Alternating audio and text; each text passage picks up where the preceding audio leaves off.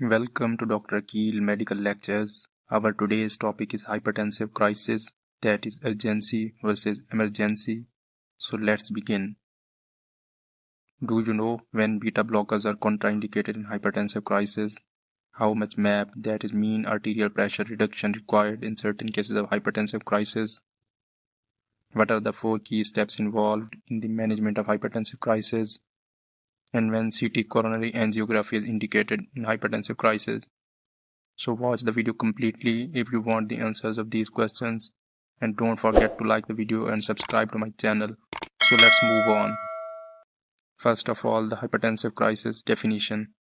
It is a medical condition in which the systolic and diastolic blood pressure are greater than 180 by 120 mm mercury with or without acute target organ damage.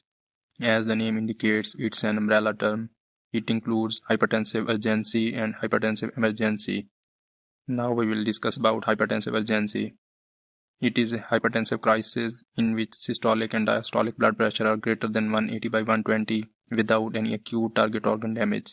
As there is no acute target organ damage, so it can be managed as prompt outpatient or short-term inpatient basis.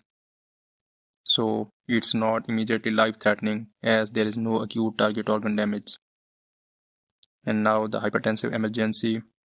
It is the hypertensive crisis in which the systolic and diastolic blood pressure are greater than 180 by 120 mm mercury, but there is acute target organ damage. And what are these target organs that we are talking about?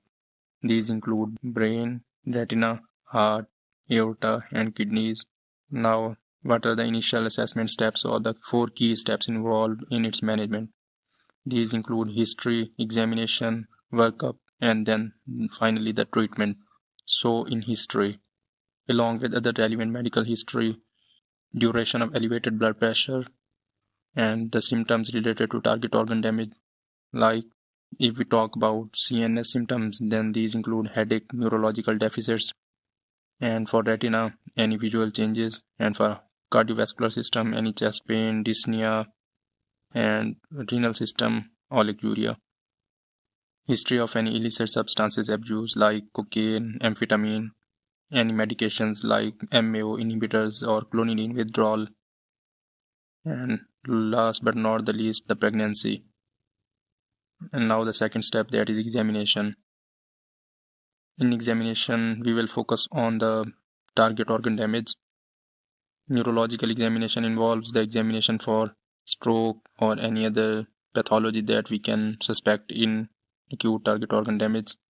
So the reflexes, any sensory and motor deficits, and the fundoscopy for retinal changes, any exudates, hemorrhages, and papilledema.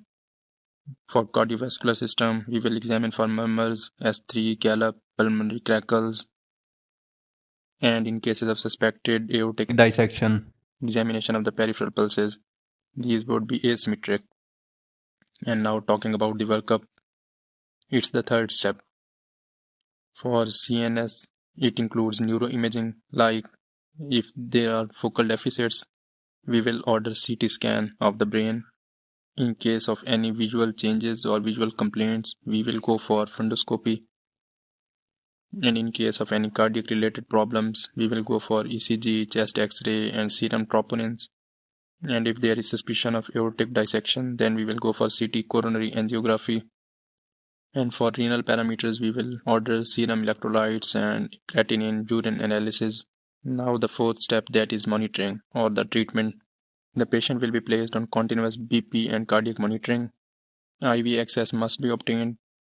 And in case of hypertensive emergency, the patient must be admitted to HDU or ICU. Now we will talk about the examples of acute target organ damage. In central nervous system, there could be hypertensive encephalopathy, intracerebral hemorrhage, posterior reversible encephalopathy syndrome, and acute ischemic stroke. Ocular examples include papilledema, retinal hemorrhages, exudates.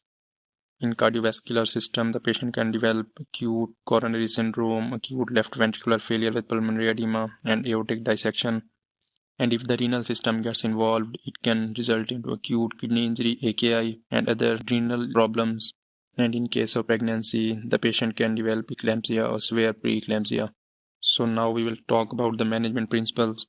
There must be cardiac and BP monitoring, and the patient must be admitted to HDU or ICU. As per general guidelines, the mean arterial pressure or MAP should not be reduced to more than 20 to 25% in the first hour. But there are few exceptions. These include aortic dissection and pheochromocytoma crisis. In both of these conditions, the mean arterial pressure should be reduced promptly. And generally, the short-acting and titratable agent will be used for hypertensive emergency, and until and unless otherwise stated, abrupt and excessive BP reduction that results into hypoperfusion is avoided. And as the patient gets stabilized, then he or she will be shifted to oral medicines and secondary prevention will be done. And now we will talk about specific clinical scenarios, their BP targets, and the preferred agents that will be used. So first of all, we will talk about acute ischemic stroke. In acute ischemic stroke, generally higher blood pressure is permitted unless the patient is candidate for IV thrombolysis or thrombectomy. What's the reason behind this? In acute ischemic stroke, the systolic blood pressure is the main indicator for cerebral perfusion. If the systolic blood pressure is lowered to such an extent that the cerebral perfusion is at risk, then it is not the favorable situation. So generally higher blood pressure values are permitted in acute ischemic stroke in order to prevent cerebral hypoperfusion. And now what is the threshold for alteplase? Before treatment and after treatment. Before the treatment, the blood pressure is reduced to less than 185 by 110. And for maintenance or after treatment, you will have to minus 5 from the above mentioned value, that is less than 180 by 105 mm mercury for 24 hours after thrombolysis. And now intracerebral hemorrhage. In this condition, the target systolic blood pressure is commonly less than 140 mm mercury in patients presenting with systolic BP between 150 to 220 mm mercury. And in this condition, the prompt BP lowering is indicated, as higher blood pressure can lead to devastating effects in intracerebral hemorrhage. And now talking about acute coronary syndrome, ACS. In this condition, cautious BP reduction is required, and also the selection of the agent must be carefully done in order to prevent the pump damage or failure. In case of ischemia with hypertension, use IV nitroglycerin, and if the cardiogenic shock is suspected, then beta blockers should be avoided, as these have negative inotropic and negative chronotropic effect. And now talking about aortic dissection. It is the condition in which prompt lowering of blood pressure is indicated, so immediate reduction of systolic blood pressure to less than 120 mm mercury and heart rate to less than 60 as rapidly as possible, ideally within minutes. And initially, IV beta blockers plus minus vasodilators are used. In case of acute pulmonary edema or acute LV failure, IV nitroglycerin, nitroprusside or clavidipine are used, and if diuretics are indicated. In acute pulmonary edema, beta blockers are generally contraindicated. Now talking about pheochromocytoma crisis, the main principle is alpha blockers are started first and then the beta blockers. Beta blockers should not be started before alpha blockers. What's the reason behind this? If the beta blockers are started at first, then it blocks the beta 2 mediated vasodilator effect of catecholamines that are released in pheochromocytoma. So it leaves the unopposed action of alpha 1 mediated vasoconstrictor effect of catecholamines. So to prevent this catastrophic event, always start the alpha blockers first and then the beta blockers. Alpha blockers used in such condition are phentolamine or long-acting alpha blockers like phenoxybenzamine. And now the severe preeclampsia and eclampsia of pregnancy. If the systolic and diastolic blood pressure are greater than 160 by 110, then its treatment is started. And the agents used include both IV and oral. IV agents hydralazine and labetalol, and oral agents include nifedipine. Don't forget to like the video and subscribe to my channel. Thanks for watching. If you have any questions, feel free to ask in the comments.